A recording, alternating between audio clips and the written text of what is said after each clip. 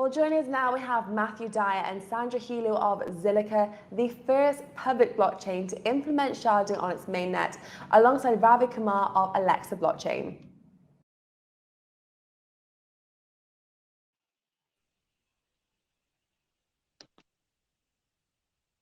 Hi, welcome to the AlexaBlockchain Summit Day 3. The topic of this session is Zilliqa Blockchain Builders Perspective. Hi, I am Ravi, co-founder of AlexaBlockchain, a blockchain media company.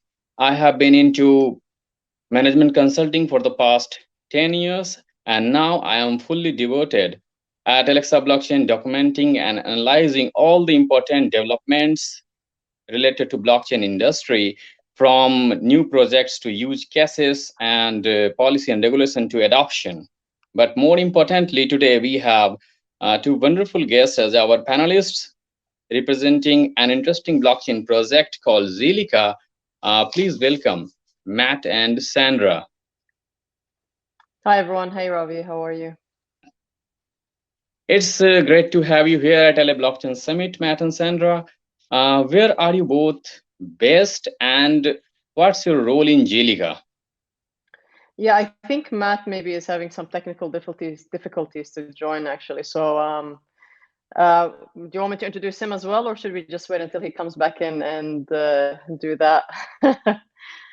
I can start with myself. So as you said, my name's Sandra, and I head the metaverse and the NFT department over at Zilliqa. And we have some really great initiatives and innovations coming along into the market.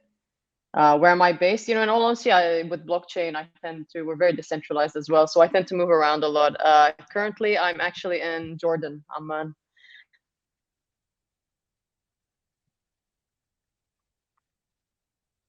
Hello? Okay, as we bet.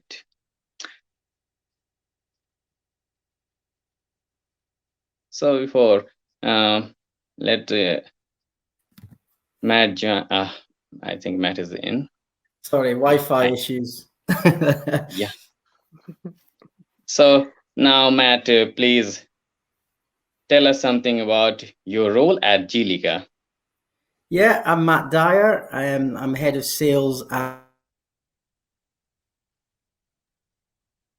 marketing. Head of sales and marketing. over 1 year.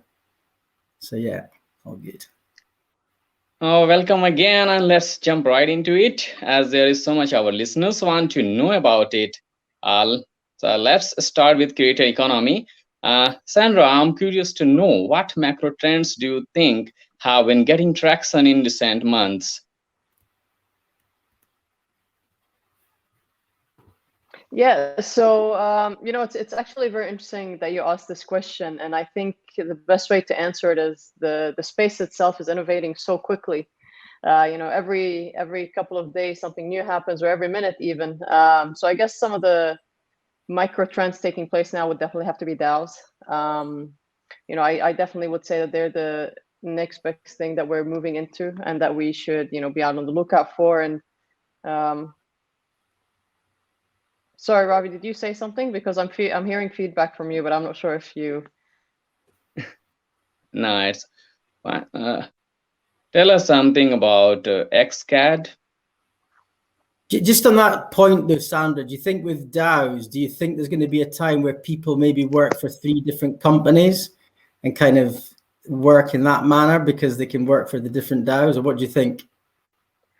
Well, it's actually interesting because the thing with DAOs is they're eventually going to be implemented across many industries, and a lot of ways of approach in regards to how people interact with businesses, and with even votings later on, whether you're doing maybe if the area you live in, there could be a DAO on the voting system and how it happens for electing mayors and so on and so forth for people in your community and in your country. So can people work for different DAOs? I definitely can see that happening, because you can belong to more than one DAO. At the end of the day, it's a decentralized autonomous organization. You can do pretty much essentially what you want, as long as you're coming from a good place and you know exactly what you're doing. There's nothing stopping you from belonging to 2 or 3 or even 4. What do you think, Matt? Yeah, I think it's quite an interesting call.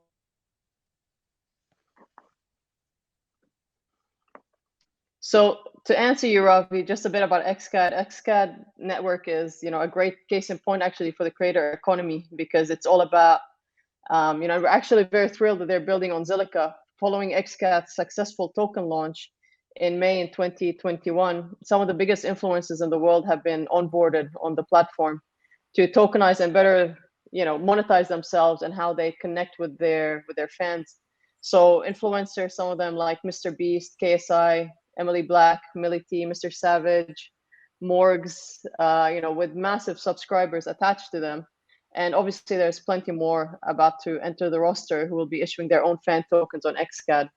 Also, I'd like to mention, as part of the creator economy and our vision for NFTs, then metaverse and digital assets, is our partnership with Ninjas in Pajamas, which is another very big one for us, where we're incentivizing gaming and fan engagement for esports industry, who obviously has a very massive following. Actually, today the Ninjas in Pajamas are in the majors in Stockholm. So, if they're watching this by any chance, go Ninjas, that's for sure. I think Matt has some problem. Let's continue. It looks like you are getting a diverse range of use cases from creator economy with the people building on Zilliqa. So, Sandra, why do you think people are attracted to building on Zilliqa? Zilliqa has actually a lot of time. So Zilliqa actually has a lot of appeal when it comes to why people should build on Zilliqa, or why Zilliqa in essence of it. I can definitely answer it from my perspective, which is, if we take a look at how we're focusing on the creator economy, NFTs, and the metaverse in general, for us, the biggest barrier to entry is that what we're doing is we're trying to bridge the gap between the physical and digital, and make sure that people who aren't crypto native are able to enter into the space without actually realizing that they're touching into the blockchain. So for us, the user journey and the user focused centric approach on UX UI has been very important in making sure that that barrier to entry doesn't seem very scary to them in the beginning, because, as you know, we're lucky that we're in the space, so we get to know it. But you have others who belong to the broader mainstream markets who still are not as familiar with, what entering the blockchain is. And Zilliqa is really supporting that when it comes to the ease of access to our wallets, our user onboarding journeys through UX UI, our focus on bridging the gap between the physical and digital, our extremely massive ecosystem projects that are, growing at a very fast pace. And, I do have to mention here Blocks, which is one of our ecosystem projects, who actually was the first to implement blockchain into Minecraft. So obviously that helped in bridging that gap and allowing mainstream users into the blockchain to earn more rewards and capitalize on a play to earn kind of perspective. I guess, Matt, you also seem to have a lot to say on why Zilliqa. Well, hopefully my internet connection will stay up. I think there's a different aspects to it. We're talking to a lot of organizations now. Recently, we did a deal with Ninjas in Pajamas, the esports franchise. And obviously, when talking to a layer one protocol, it makes it very easy to have a conversation with a customer and not actually have to focus on the technology. I guess the flexibility associated with a layer one allows you to essentially listen to the customer. If blockchain does fit the kind of the problem statement that they have or the capability that they're looking for, the fact it's a layer one, Zilliqa enables that. So that's one.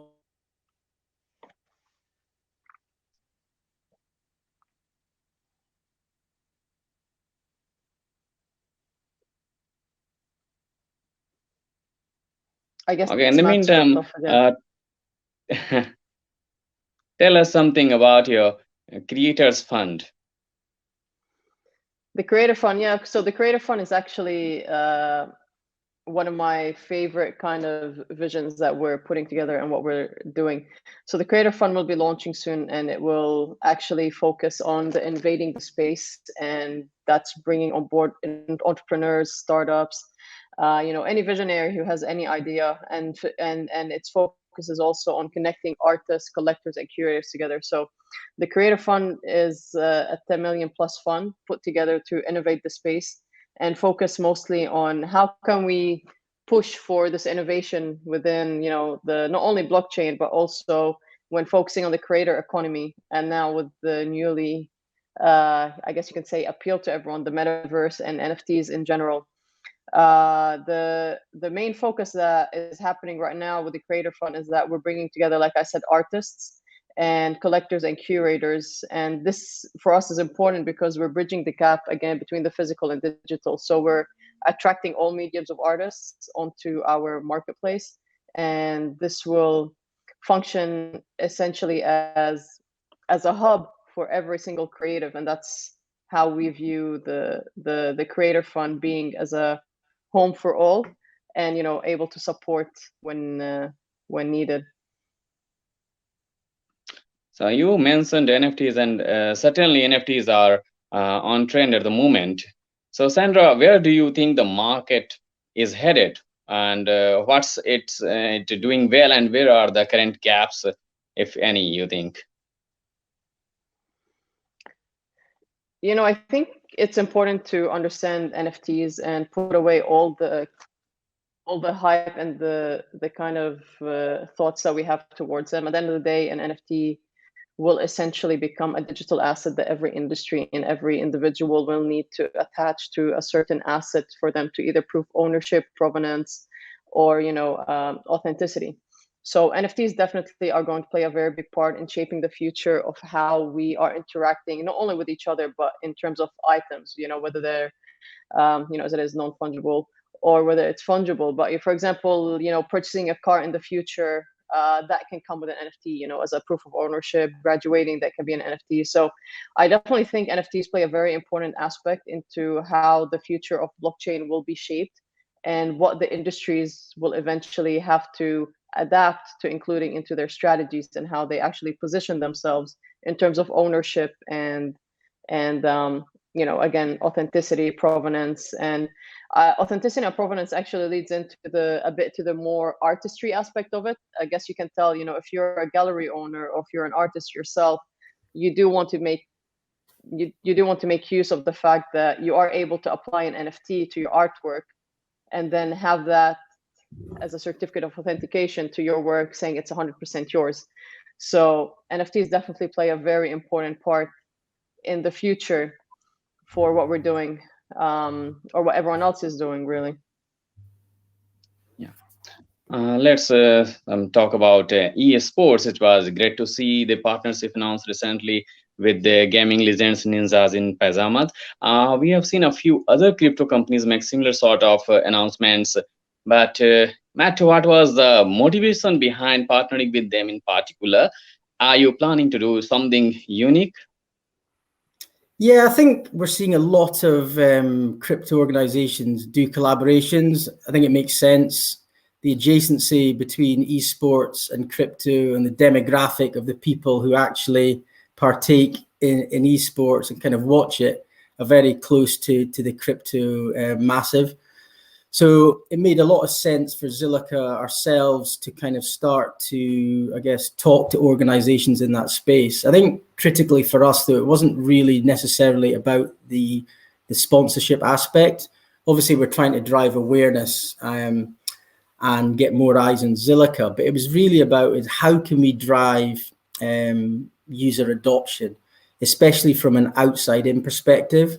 A lot of blockchains are focused really on the heavy tech, servicing, I guess, the Degans who want to get access to the liquidity pools, to the kind of the high-end yield. But we felt by working with an esports team, starting to enable, I guess, an NFT kind of landscape in the form of skins and other, I guess, objects that they're used to using, but converting that to an NFT and talking to the creator market, it made a lot of sense for us to start playing in that space. So from our perspective, we've got some quite cool innovation that we're going to be doing with Ninjas in Pajamas. I can't really talk about all of it just now, but it really isn't just about the sponsorship. It's about other aspects that we're going to be.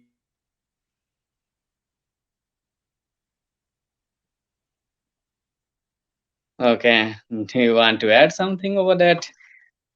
No, I think Matt said it all. And I think Matt said it all. I'm pretty sure he wanted to end with, other aspects we're going to add to, for us, this isn't just a partnership, it's a relationship that's growing and continuing to innovate the space. So, yeah. And I'm sure you finished off for me there, Sandra. Yeah. So no problem.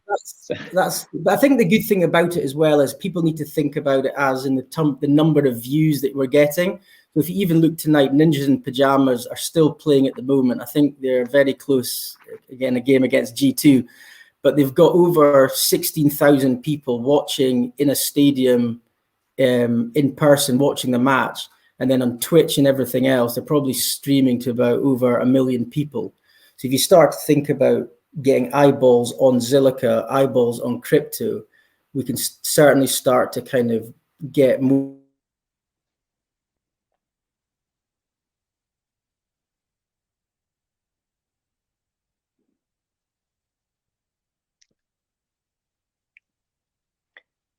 I think Matt wanted to finish off by saying get more people into blockchain.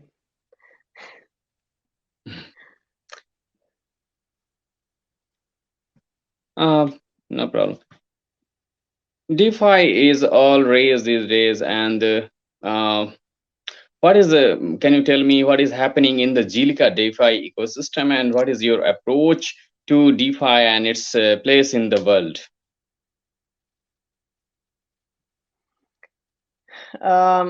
So in all honesty, Matt was the person who was meant to answer this question because this is one of his favorites to talk about. Yeah.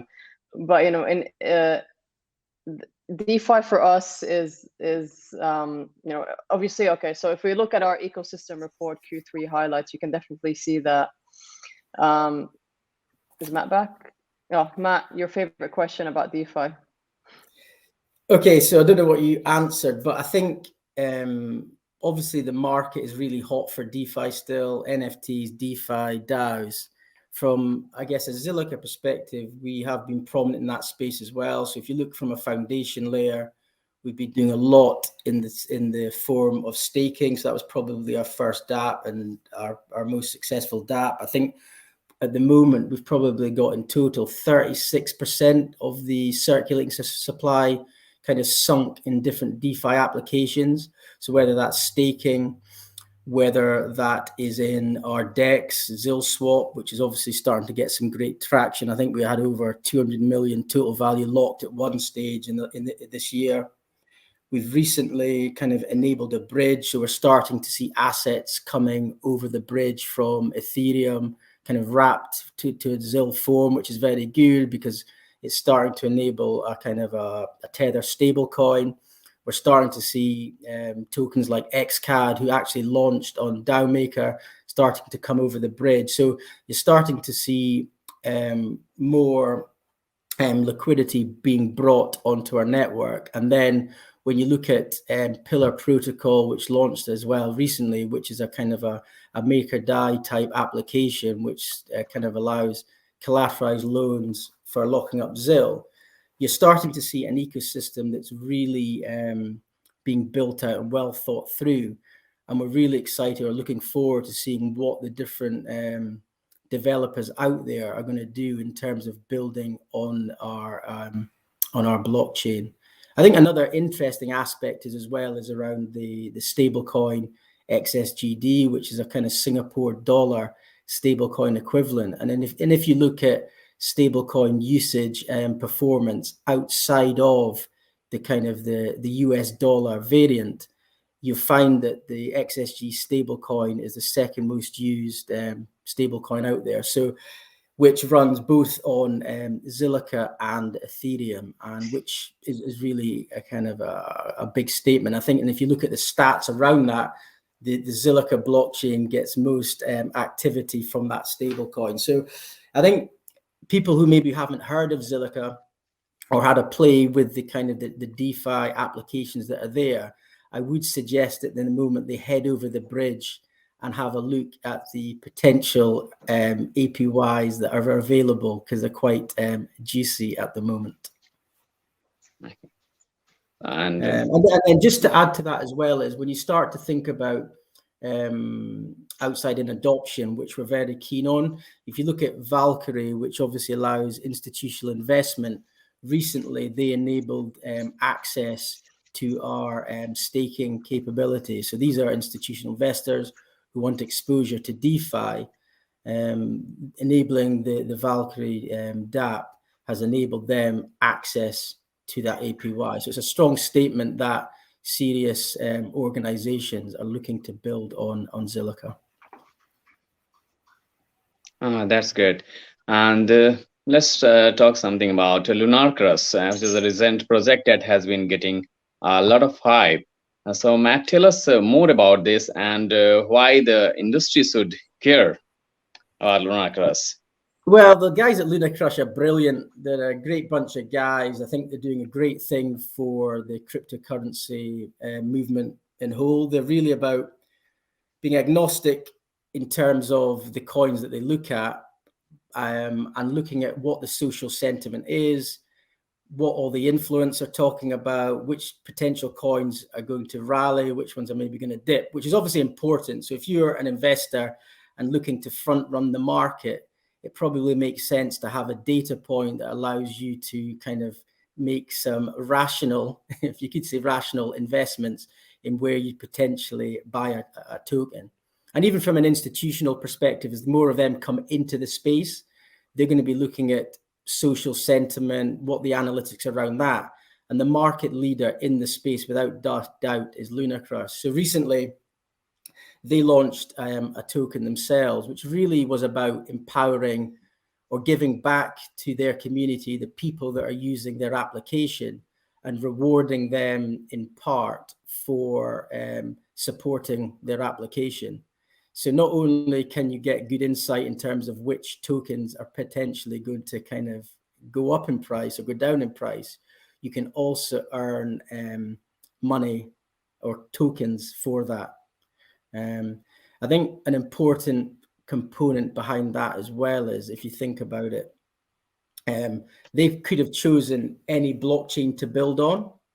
And I think the fact that they chose to work with Zilliqa was a strong statement, because they understand that it's all about community, the power of the community.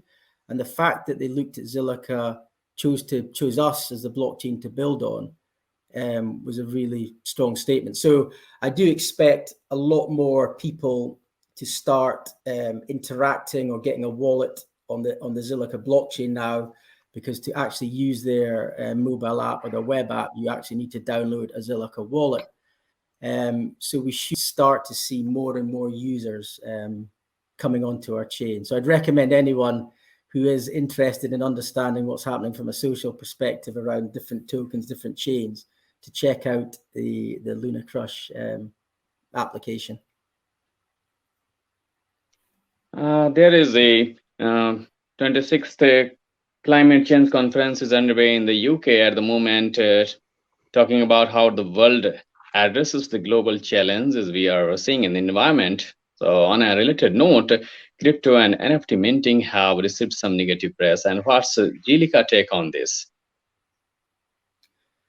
Yeah, I think it's definitely a telling moment. I'm obviously, if you can tell from my accent, I'm from Scotland. So yeah, it's been an interesting kind of week. I think every organization, whether you're in crypto or not in crypto, has got, I guess, an obligation to do things to kind of support the environment. It's obviously things are not in a great shape just now, but from Zilliqa's perspective, when we were founded, it was very much around building a blockchain that was environmentally friendly, and for sure proof of stake, and then obviously the proof of work element only kicks in for about 1 minute for every hour. So in terms of our efficiency quotient, we're very strong there. But to kind of layer onto that is we had a kind of an ambition to go carbon neutral or carbon negative by 2022, and a testament to the guys in the community, a specific chap called Cameron and kind of the guys that he works with. They had this ambition to essentially bring carbon credits onto the Zilliqa blockchain. So this is going to actually enable us to, I guess, offset our carbon footprint using carbon credits that have been brought onto our blockchain, which is an important point. If you think about organizations like NIP could be a good example, or Lunarcrush or XCAT, where they've got run costs, they're driving a CO2 level. How do they look to offset their carbon footprint? Well, they could quite easily start to kind of interact with our blockchain to offset the carbon footprint. So I think that's one aspect that I think is really powerful. But another aspect that probably links into this, and I got cut off, unfortunately, a bit early on, one of the few times, is around why people should build in Zilliqa. A lot of this comes back to one aspect is around the decentralization component. And Zilliqa is very much on this kind of journey to decentralize as much as we can. So if you think about the carbon credits example, great example, where I don't know how much you know about carbon credits, but not all carbon credits are made the same. So whether you've got green ones, red ones, blue ones, they all have a different impact in terms of the carbon drawdown that they have. So what we're going to do is to start to use the governance token as a mechanism for the community to dictate which carbon credits we have on chain. So I think for me, it's a good example of where a governance token can be used to kind of, I guess, give the community the voice and the choice in terms of which carbon credits they use. And then if they start to think longer terms about their family or their kids, the kids that they're going to have and where the world's going to be, I think it's an important thing to think about. So yeah, I'm really excited about what we're going to be doing from a carbon credits perspective. We're going to be building out an alliance specifically around the green movement. So there's going to be a lot of kind of announcements and things coming in the next few months in that space. And that's good. And that's really interesting and caring, something which really matters a lot. And tell us something about Zilliqa. One other thing about that as well is I think when you talk about opportunities as well, there's a real tangible market in the green space. So if you think about it, if you were, I don't know, a developer or you had designs to move into the environmental space, there could potentially be opportunity for arbitrage to build an application that potentially sits on top, leverages the carbon credits available, and you can start to drive business models that maybe interact with people outside of crypto. So again, when you start thinking about Zilliqa, this outside-in adoption, what tools, what capabilities available for people to interact with, that to me is another great example of that. That's good. Tell us something about Zilliqa community. How strong is Zilliqa community, and how motivated you are? Go on, Sandra, I'll let you take that one. Look, I definitely not being biased here, but I definitely think Zilliqa has a very strong community. If you look at our ecosystem and the growth that it's had, and along with not only the ecosystem itself, but also as a community, we've grown at a rate where any project that has launched on the Zilliqa ecosystem has been oversubscribed through our ZilSwap launchpad. And the strength doesn't only lie in the fact that we support each other within the ecosystem. It's also the level of motivation that they have and innovation that they keep bringing onto the ecosystem as well. I think, if you were to look at other judging a community is a bit hard when you're comparing it to other blockchains that exist, because every community is happy with themselves and what they bring. But our community goes out of its way to always make sure that the adoption is happening from mainstream coming into our blockchain. They're letting people know they're starting initiatives. They're being devoted to bridging the word between blockchain to blockchain over why Zilliqa is a good layer one kind of option for others to join. And they definitely are very good. I think they're a very good community. Matt? No, I think they're a brilliant community. They're really passionate. They bring a lot to the table. We've even got people doing, I don't know, productions, hosting webinars. There's a whole lot going on that I guess is testament to why the likes of Lunarcrush actually built on our blockchain, because they knew that they could bootstrap their application because of the positivity and the fact that applications that do launch on Zilliqa are genuinely very successful. So I think that's a strong statement. And I think with what we're doing with Ninjas in Pajamas again is hopefully building or getting a new community to join that not necessarily is crypto native, but we can start to bring them into the fold. So yeah, I think Zilliqa has got a really strong community that will continue to grow. That's good to hear. And blockchain or crypto, not in technical terms, but for a person or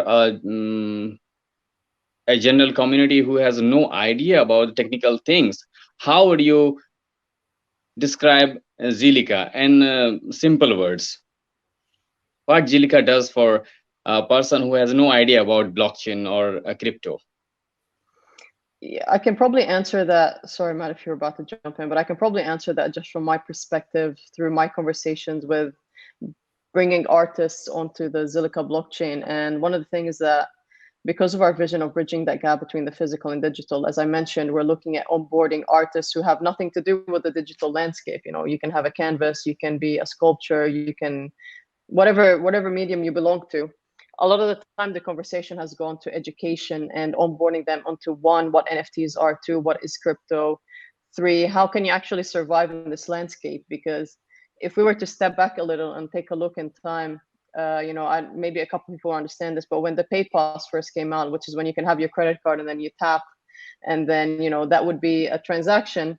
It took a while for people to get used to it. You know, not everyone understood how could you actually do that. And then there were all these theories that, you know, oh, they could steal your money that way.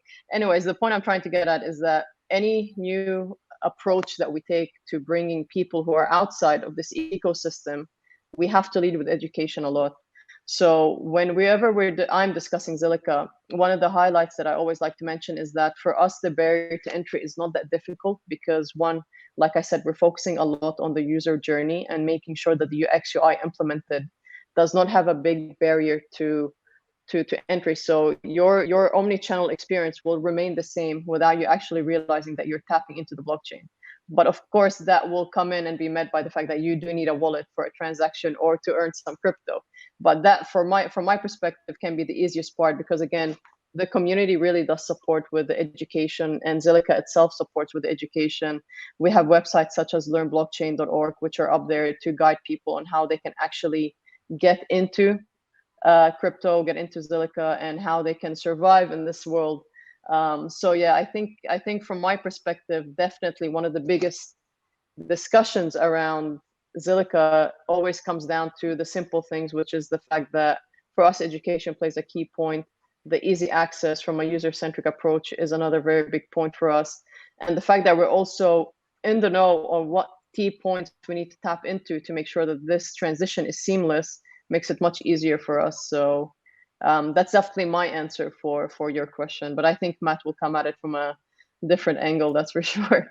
No, I don't think so, to be honest. I think it is very much about user-centric design. How can we build applications thinking about the user? I know there's obviously a lot of applications at the moment are very centered towards developers getting access to different, I don't know, even MetaMask or whatever it is. People still find it a challenge. So how can we build applications, interfaces that are easy to use? And what Sandra's building with their kind of new marketplace is testament to that.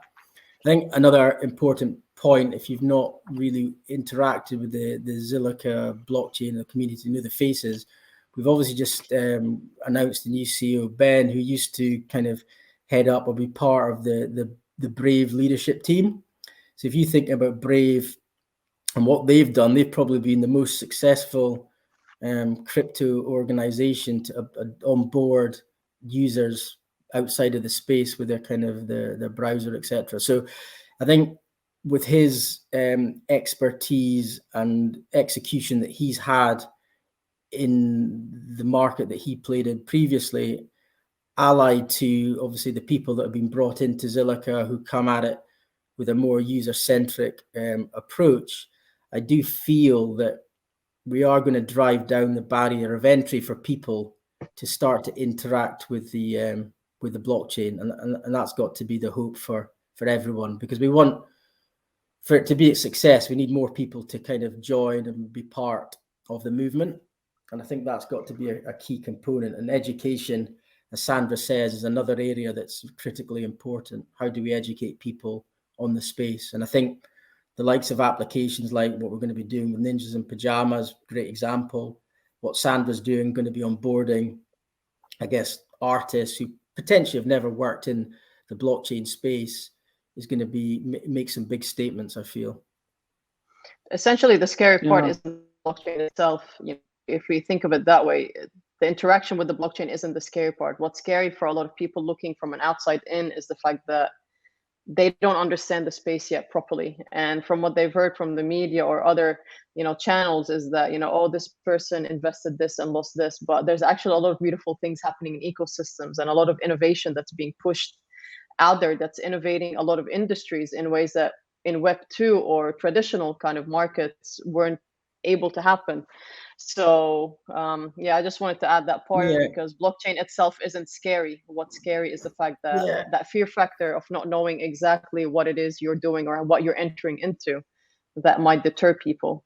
I think that's a good point, Sandra, just to jump in, sorry to cut you off there. I think there's an example whereby we tokenized or fractional ownership of whiskey. So I think that's a really good example whereby you essentially hide the blockchain layer. So obviously Zilliqa blockchain lanes there. It does the kind of the transactions and the settlements of the kind of fractional ownership of whiskey. And the person at the end of it really doesn't understand or know that blockchain was involved in that transaction. So when you start to talk about, I don't know, the likes of Stripe or Twilio, these kind of infrastructure layer applications that have done really well, all that is hidden from the end user. I don't know, Uber is probably run off Twilio. Nobody probably knows that. They don't care. The fact of the matter is they get value at the front end through the app. And I think that's what we need to do. We need to hide the blockchain as much as we possibly can, educate, make the experiences really easy and interesting. And I think we'll start to see a lot more success. Obviously. Let's talk a little bit about Zilliqa's native token, and tell us what is the role of Zilliqa's native token in the Zilliqa network. So just in terms of, I guess the token's there to pay the miners for kind of securing the network. It's used as a mechanism for staking. It's used as a mechanism for collateral. It's used as a payment instrument as well. So there's a whole lot of capability that kind of sits with it. I think as well, we've obviously got a governance token, GZIL, which again is a fixed supply that's going to be used to, I guess, on this talk of this kind of driving decentralization, that is the token that is kind of used to decide on the direction of where the protocol is going to go, which I think is kind of really exciting. So it's kind of multifaceted in that. I think as a kind of a transaction fee cost, they're very low. So again, when you're thinking about organizations, you need to be really thinking about what is the OPEX cost for interacting with these dApps. I think you understand the low fees using Zilliqa's blockchain. So it's very easy for you to understand your operating costs, whereas some other chains, maybe where the gas fees are a bit higher, you can run into some challenges. UFFS is a great example of a company that were on another blockchain but moved to Zilliqa because the OPEX costs were going through the roof, and it was essentially going to put them out of business. So I think that's an important point to kind of mention about the Zilliqa too. I don't know, Sandra, is there anything else that you think I've missed? No, I think you said exactly what should be said. It's just one thing that I think is good to highlight with this question is that if we look back at originally when crypto first came into space and how it started, there was that mentality that you had to become, you had to be essentially a crypto holder, you know, so you held on to the tokens you invested in, and then, you know, you waited to make your returns and more, and, you know, obviously make a lot of money that way. So now as more crypto is entering the space and more, you know, layer ones, layer twos, so on and so forth, our narrative has become to shift from being a token holder to a token user. So we want people who hold ZIL and GZIL to essentially become a part of the ecosystem, to push for innovation, to, you know, vote through the governance when they hold GZIL, to stake. You know, with Zilliqa, actually, you can get up to 14% returns on your staking, which I think is amazing. So, you know, we do want that narrative to be applied across our ecosystem and people entering it, which is, you know, don't come in holding Zilliqa and expecting miracles to happen. No, come in, enjoy our ecosystem, make use of our low fees when it comes to minting, you know, go play a couple of play to earn games and enjoy some digital in-game assets. So definitely, I guess, you know, just adding on to what Matt said, for us, it's very important that people understand that you need to kind of slowly start shifting from being a holder to a user, because these days of holding are long gone. Now you need to start implementing what you actually, you know, have invested in and applying it to what's around you. So, yeah. That's interesting. I personally believe that token market value is not necessarily represent the actual value of the project or the potential of the project. And that's good. And yeah, yesterday I was listening to a session at AlexaBlockchain Summit focused on Dubai, and the message was from the regulators there that they are looking to build partnerships and collaborations with blockchain companies to go ahead with the blockchain and NFTs and metaverse. So there's the way we can flourish and build some big projects for countries and regions and people. So what are your plans in terms of partnering with governments? Partnering with governments, sorry? Yeah, in terms of use cases. Yeah, I think if you look at, well, a good example for us, or a good reference point for us, is if you look what we did with XFers in Singapore. They've got a payments license in Singapore, Southeast Asia, and we're potentially going to be doing something in Indonesia as well. And if you think about what they had to go through from a regulation perspective, be in the MAS sandbox, get through that, be regulated, use Chainalysis to understand what's happening in terms of where the money's flowing. It's all about creating, I guess, applications that I guess governments can use that are regulatory compliant. And I think that's a big part, which is not going to go away. So even if you look at NFT marketplaces and kind of building them out, obviously there's two trains of thought. Do you have a marketplace without KYC and AML and go fully kind of decentralized? Or is there kind of a middle ground whereby you need to have a mixture of both? And I think from our perspective, we've obviously got some NFT marketplaces within the community that are obviously totally decentralized, which I buy into. And I think when you talk about fractional ownership of NFTs to enable it for everyone to have access, I think that's really powerful. But then on the flip side, if you're kind of creating a marketplace, it's going to be about fine art and the ticket price might be quite high. The way the world is, there's going to have to be some regulation around that. So there probably needs to be a KYC element or aspect to that to make sure that you can actually enable these transactions. And whether you're the seller, the buyer, you know that from a regulatory perspective, you're not going to get into trouble with government. So I think Zilliqa is very much about, from our perspective, being on the side of regulation in terms of the Zilliqa research and kind of the applications that we will bring to market. And on the same breath, obviously supporting the decentralized ethos. And I think you can have both aspects to that. I think in any business, people have got different opinions, and it's just about seeing kind of what works for the kind of the market or the area that you're playing in. And that's interesting. And one thing I wanted to ask you, like if you talk about countries like Singapore or governments who are supportive to decentralization or the blockchain systems and decentralized systems, DeFi, that's a good thing. They we can interact with them very easily. But how you are approaching to some regulators or governments which are conservative, not so open and not so listening, and they are more sort of restricting the decentralization or DeFi systems. So how are you going to approach them? I think from our perspective, it's from a sales perspective, it's probably a harder sale to kind of interact with those types of government organizations. That said, it still comes back to the education aspect. So we do speak to governments who are skeptical or have a lot of questions. So it is really about getting in front of them, explaining to them what blockchain is, how things are traceable, how you can be compliant from a KYC perspective, depending on what you're doing.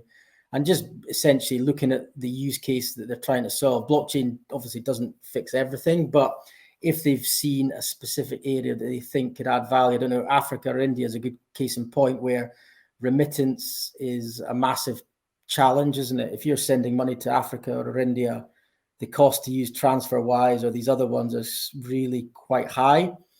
So from a government perspective, have they got the ability maybe to kind of have a venture that enables them to enable a remittance type payment, take a small percentage, but give a lot back to their citizens, etc. So I think there is opportunity, but again, it comes back to imparting the knowledge, the understanding that you have, and yeah, just trying to kind of shed light on kind of what we're doing. If you think about it, there's been a lot of skeptics over the years, but in time, I think once they start reading, they start interacting, they start to use the tokens, they start to use the dApps, you start to get a lot more believers. So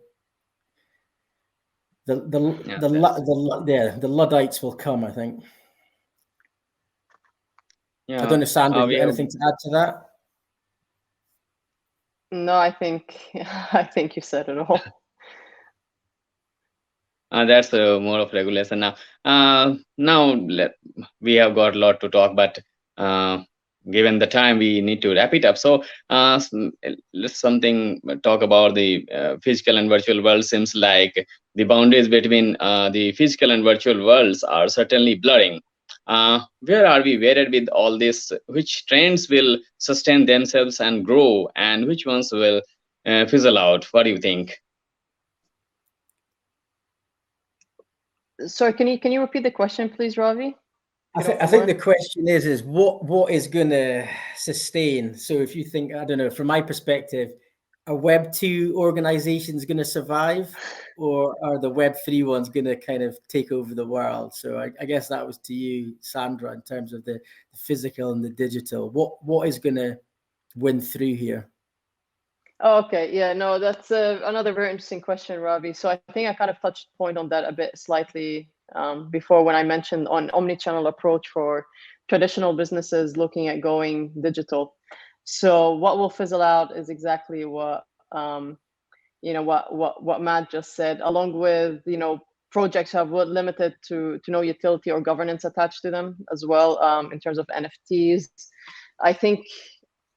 So the concept of the metaverse is that it's bringing these worlds together, right? So anyone can enter a metaverse. It's going to be a layer of engagement that's always on 24/7, and brands, individuals, industries will have to adapt and involve in their strategy, their go-to-market strategy, NFTs, metaverse, and what that entire approach will look like. So in regards to your question, bridging the essentially mean that something needs to fizzle out. It just means that it will need to adapt and innovate at a very fast pace, or it will be left behind. And the last thing you want to do is be left behind, because I think we can take a lot of companies who didn't really keep up with the digital transformation that was happening back in Web 2, and they kind of died out slowly. They tried to re-enter the market, and it just wasn't successful. And I think we'll notice that this will happen a lot in this industry now, where a lot of people who don't start including NFTs, don't start including an NFT play, don't start including DAOs, don't start including DeFi into their thinking and thought process, will slowly start to fall behind. And with the creator economy, there's been a massive push on what an individual can bring to an ecosystem. So the importance here lies on the self. You as a person, what do you do? What do you add? You as a brand, what do you do? What do you add? What are your assets? What utility are you adding to your assets? What is the value in that? Is it scarce? How can I claim ownership in both physical worlds and digital worlds? So to cut a long answer short, I don't think things will fizzle out. I definitely think a lot of things will need to adapt very quickly and innovate, or they will be left behind and then replaced 100% by something that is more fast to enter the market or take over a big market share. And again, No, just to say, I think the key is that these organizations need to start giving back to the people that are taking part in their platform. So I guess Uber is another great example, whereby potentially if there was a kind of, these drivers had a token or they could have earned something as part of the kind of the business, it probably would have been a lot more successful. Obviously, it's had some success, but they don't make any money and they're obviously in a bit of trouble. So again, it's these sorts of models whereby you're actually giving something back, like we see with Play to Earn, Watch to Earn, with kind of XCAT, all these businesses or modern day businesses or enterprises, whatever you want to call them, get the fact that if you want to acquire new customers, if you want to keep them sticky, you need to be giving them something back for the time that they're giving themselves. And I think that's the important change. And DAOs, again, you're starting to see that in cities, aren't you? That they're actually starting to look at, people are fed up with government and the way things potentially work. Things do feel broken. DAOs maybe aren't new in terms of the way they are, but in terms of doing a massive reset and allowing change to happen in a way that is inclusive, I think people are starting to wake up to the changes that are coming. And I think if you want to talk about digital transformation and enabler of that, I don't think there's any better technology than blockchain for driving digital innovation, to be honest. 100%, yeah. You can even push it further and say that this new economy that we can look at as a reward-based economy, right? So you're rewarding people for interacting with you, for interacting with your ecosystem, for interacting with your brand. Look at sports, at sports in general, prior to e-gaming prior to the blockchain integration now, right? If you look at that, there was a massive market happening because there was that reward of, you shoot someone, then you win, you gain a kind of like a group of people around you, whether you're playing World of Warcraft or Call of Duty, you're a part of the team and you're being rewarded from being that. So the more you reward, the more people want to interact and take part in what you're doing. So definitely the future is very interesting and it's very exciting. And, it is time that people did start to pay attention to how they are positioning themselves within this creator economy and what value they're bringing and what value they're going to give to the person on the receiving end. So, Interesting talk. And just given the time, we need to wrap it up. And I'm sure we have got a lot to discuss about some later time. And this has been a very interesting discussion from our incredible panel. I personally learned a lot about Zilliqa and their perspective and their future plans, and I'm sure our audience will agree as well. And there are many other interesting presentations coming from panels across the globe today remaining at LA Blockchain Summit. Be sure to check them out as well. And thank you again, Madam Sandra, for your time and for your thoughts. Bye-bye. Thanks, Ravi. Bye-bye. Thank you. Bye-bye.